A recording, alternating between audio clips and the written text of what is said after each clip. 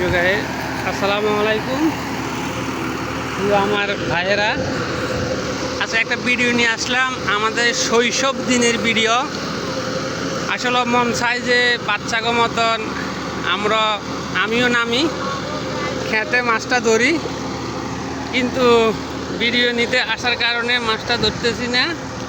দেখেন সবাই কিন্তু গাড়ির পিছনে মাছ ধরতেছে, মাশাআল্লাহ সবাই কিন্তু পাইতেছে। এটা কিন্তু একটা মজার ব্যাপার মাছটা ধরা, কিন্তু অন্য কিছু না।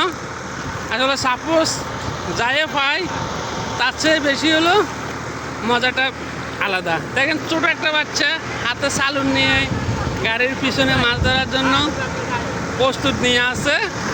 দেখেন মোটামুটি আমার আউলদান ক্ষেতের জমি শ্বাস চলতেছে, শ্বাসের কারণে তারা পিছনে মাছ ধরতেছে। দেশীয় মাছ, কই মাছ, টাকি মাছ, পুঁটি মাছ, তারপরে হলো বাইং মাছ, এই বিভিন্ন প্রজাতির দেশীয় মাছ সংরক্ষণ করতেছে গাড়ির পিছনে। আসলে খুবই একটা আনন্দের বিষয়। এটা আসলে মাছ পাবে বা পাবে না সেই চিন্তা থেকে আসে নাই, শুধু একটু মজার চলে মাছটা কিন্তু ধরতেছে। সাপোজ খুব সুন্দর ব্যাপার। এই যে বাবু কি মাছ পাইছ তাই?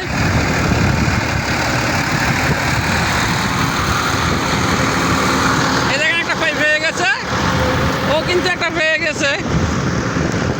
মোটামুটি আলহামদুলিল্লাহ সবাই কিন্তু ভালো মাছ পাইতেছে।